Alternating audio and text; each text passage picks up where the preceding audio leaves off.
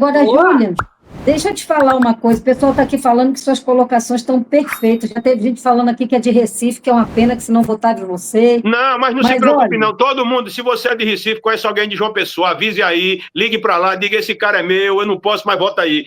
Faça isso, porque tem uma Julian aluna, viu? Lemos hoje, Julian Lemos hoje, eu sou aquilo que eu queria. Julian, eu queria que tivesse um Julian para eu votar, para eu não entrar no meio dessa fogueira. Eu queria realmente que tivesse um cara para eu fazer campanha para ele, de graça, e ainda gastava dinheiro. O problema é que não tem. Aqui tem 12 vagas de deputados federais, 10 estão há 40 anos na mesma família, 50 é um feudo. Só 2 vagas giram. E Julian, hoje, voltando para a Câmara dos Deputados, eu lhe garanto uma coisa: entretenimento. Você me vê na Câmara, é mesmo que ser assim. Você já viu quando um boi entra no rodeio, o boi entra dentro do rodeio que fica pronto? Eu vou entrar dentro do parlamento igual aqueles boi do rodeio, daquele jeito ali, ou como um rinoceronte branco. Meu amiga, eu vou tocar o terror. É isso que eu quero. Vai sacudir, né? Vai sacudir. E abalar. Agora, olha, eu queria te falar uma coisa, que é o seguinte. Quando você fala, porque assim, eu sou de esquerda, tá? Não sou de esquerda radical. Eu, dentro da esquerda, minha visão, ela bate muito com uma visão social-democrata, né? Mas o que acontece? Quando você fala, né? Eu não sei quem foi essa pessoa que te recebeu, que fez essas perguntas sem lé com creia, equivocadíssima. Mas foi desse jeito. Oi? Foi desse jeito, eu fiquei incrédulo. Não, aí não tinha lé com cré, não casava nada, pelo amor de Deus. Agora, sim, porque eu estou te falando isso pelo seguinte, porque eu vi você falando, se não me engano, não foi entrevista com o Pedro Zambarda, mas não tenho certeza, mas você falando assim, que quando você teve em Brasília, que você foi recebido pela Gleice e tudo mais, que aí que o seu encontro com o pessoal do PT Nacional foi uma coisa, PT da Paraíba foi outra. Exatamente. Né? E aí você apontou que o PT da Paraíba, no caso, era meio problemática. Eu quero dizer o seguinte, que eu entendo completamente quando você fala isso, porque eu estou em Salvador, na Bahia, e o PT aqui é altamente problemático. Entendeu? Muito problemático. Então, assim, e que é uma coisa que realmente deixa a gente meio para baixo, assim, sabe? Mas eu vejo você hoje, e teve um Folha Entrevista que eu até perguntei no chat, e o Pedro lhe perguntou, que fiz um comentário assim: Júlia, eu ouço as coisas que você fala, as colocações que você traz, as suas ideias, eu não consigo de jeito nenhum, imaginar você dentro do bolsonarismo, não consigo, por tudo que você traz, por tudo que você conversa, entendeu? O pensamento que eu tenho, me corrija se eu estiver errada, é que, assim, você doou muito da sua amizade até para o Bolsonaro, porque a gente tem isso, né? A gente doa a nossa amizade e a gente fica ali achando que a pessoa é nossa companheira mesmo, nossa amiga. A impressão que eu tenho é que você doou muito de si, de amizade mesmo, e aí você começou a ver as coisas e aí mexeu em tudo geral. Porque eu vejo você um cara tão, assim, aberto, tão, sabe, você é um cara que lê, você é um cara que você saca as coisas e tal. Como é que você estava ali, num lugar que é totalmente avesso a tudo que você tem, esse conhecimento que você traz? Olha, é muito simples. Eu, quando conheci Jair, olha só como a coisa acontece. Eu vou até usar aqui mais ou menos, eu gosto muito de exemplo. Isso acontece como aquela experiência da rã, do sapo. Você pega um sapo, bota dentro de uma panela com água fria, liga o fogo. Aí ela vai esquentando, a energia vai se dissipando, quando ela quer pular, não dá mais tempo. É mais ou menos isso. Eu entrei, me botar dentro do avião, quando levantou o voo, disse: agora é o seguinte, agora vai ser uma surubaqui. Eu digo: eu vou pular. Disse: como? Vai para onde? Mais ou menos isso. Então eu me tranquei dentro do banheiro, esperei o avião e capei o gato de lá. Mais ou menos isso. Entendeu? Só que é o seguinte, olhando aí eu tenho um óculos que ele tem 6 lentes. Preste bem atenção, para você me entender. Uma das lentes é a minha experiência de vida. Todos nós temos uma experiência de vida para que a gente possa, através da nossa régua e da nossa verdade, que é esse pequeno espelho, a verdade da vida é um espelho imenso que caiu tinha um espelho no céu, jogado no chão, e ele se partiu em 7 bilhões de pedaços. Cada um tem o seu. E através desse reflexo nós vemos a nossa verdade. Isso é uma lente. Então eu posso escutar uma música, eu sinto algo, a mesma música que você sente outra coisa. Porque através da sua construção social, dos seus hormônios, das suas experiências de vida, faz com que você tenha uma percepção. Ninguém vê a mesma coisa igual. Não existe isso. O que é belo para um é feio para outro. Então vamos lá. Através dessa experiência, através da minha experiência empresarial, através dos meus relacionamentos, através da política, através da psicologia, que é a minha área, através da espiritualidade, que é muito forte comigo, eu consigo entender que muitas vezes o destino nos leva a ser testemunha de algo. Se hoje eu não tivesse a experiência que eu tenho, eu não seria hoje a pessoa no Brasil. Não tem outro não, viu, minha irmã? Eu sou a única pessoa no Brasil que eu topo encarar a família inteira. Se colocasse na minha frente Bolsonaro, Flávio, o maluco do Carlos, o conspirador do Eduardo, inclusive a Micheque, na minha frente, ninguém aguenta a minha pressão. Ninguém. Ninguém.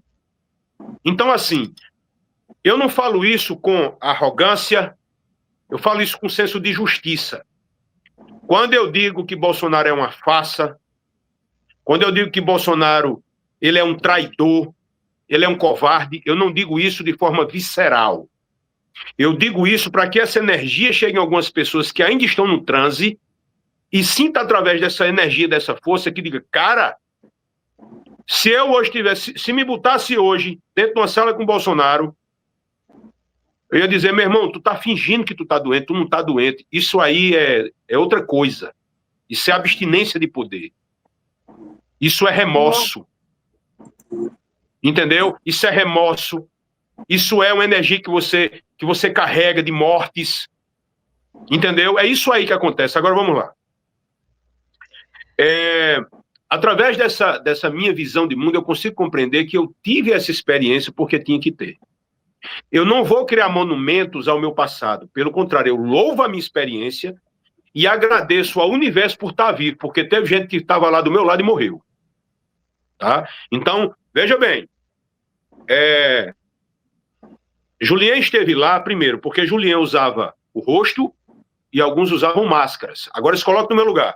Um cara com 40 e poucos anos, conhecer um cara deputado, eu no governo, eu tinha uma visão, como todo brasileiro, que tem a esperança utópica desse Brasil ser um Brasil sem corrupção.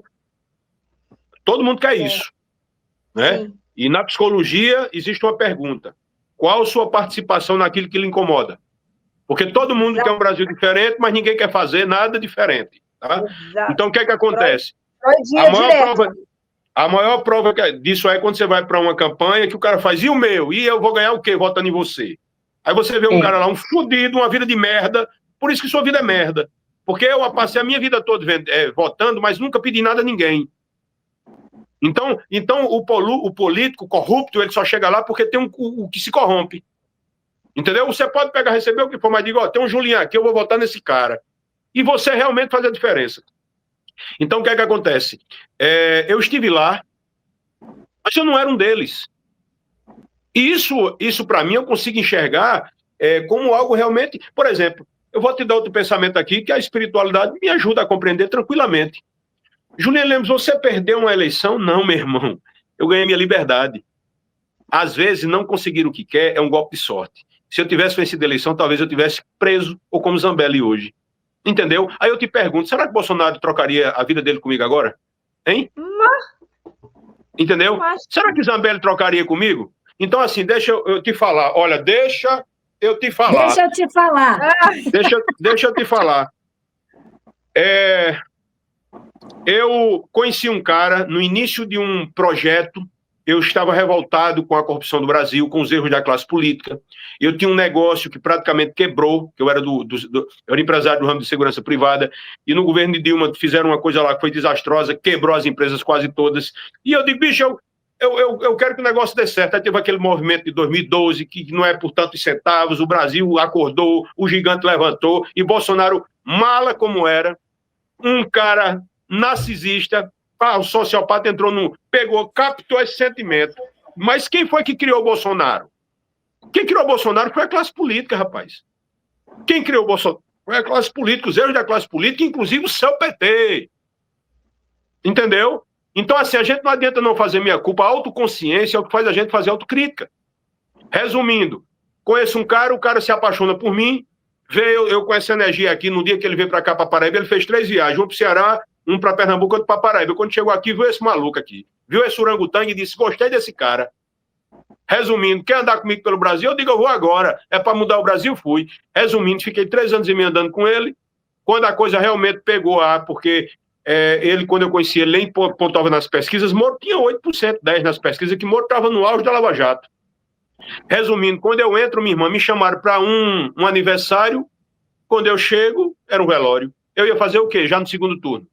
Resumindo, fui eleito, consegui ser um deputado assim, acima da média, porque eu fui eleito o deputado mais bem avaliado da Paraíba por 2 vezes em 4 anos, e quando terminou o mandato, dos 15 congressistas da Paraíba, eu fiquei entre os 3. Eu fiz um bom trabalho, olha só, anota aí.